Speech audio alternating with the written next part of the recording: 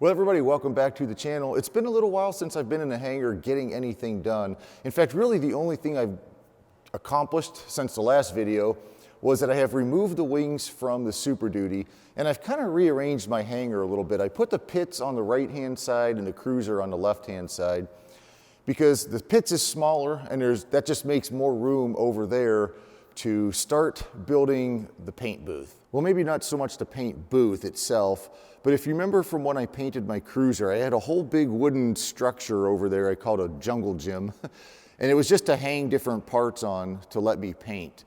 As far as the paint booth, for now, at least for all these parts I have here, that box of parts that needs painted, along with the door frames you see against the wall there, I'm going to put up my curtains that I did last time, and you'll notice way up there is a hook on the wall, and there's a cable that goes from that hook all the way over to that brick wall there, and that holds one tarp or curtain, and then there's another one right behind that MASH flag that goes from there up front to the hangar door. And what that does, that just kind of creates a big box for the paint booth.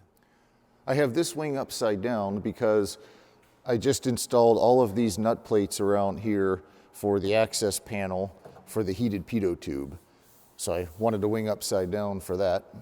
On both of these wings, the inboard skin is ready to rivet on, but before I do that, I need to open up this hole to the correct size. I just had that drilled kind of as a pilot hole for an AN3 bolt, but I think there's an AN6 bolt that goes in there, so that has to be opened up.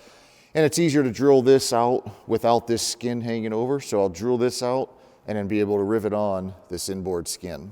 My next plan is to remove the Super Duty fuselage from the hangar. Once I remove that from the hangar, I want to put it in my garage.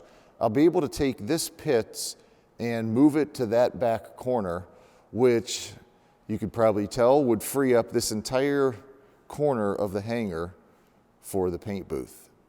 I did mention in a previous video that I'm selling this pits, and it did sell. I have a deposit on it, but unfortunately, the guy can't get it for about 4 weeks from now. But once this is removed from the hangar, I can wheel the Super Duty fuselage around, put it on this side of the garage, and that would get it out of the hangar, creating room to move the pits to build the paint booth. In the meantime, there are a few things that I want to get started working on or finishing up. One of those things is the Super Duty nose gear.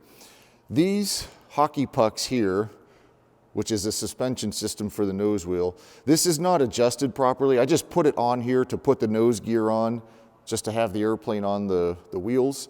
But I do need to put these collars here on the bottom at the proper position, which I think just puts some tension on here. But anyway, I do have to take I don't know if I have to take the gear leg back off for that, but I do need to loosen up the bolts here that tighten these, and then maybe slide all these up a little bit or something. But I do need to work on that, so I'd like to get that done because, as you can imagine, once the engine is installed on here, that's going to be very difficult to get to.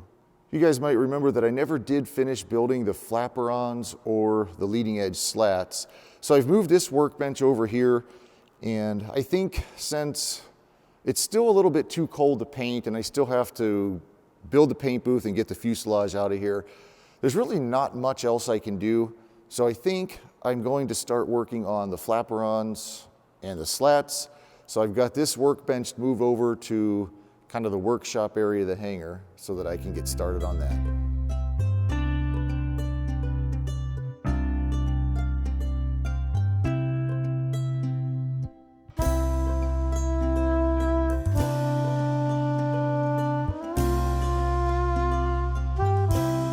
Well, that didn't work.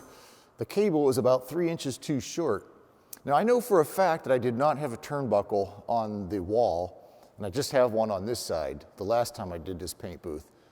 And now the cable's too short, so the only reasonable explanation is that my hangar walls have moved 3 inches further apart. I guess that gives me more hangar space.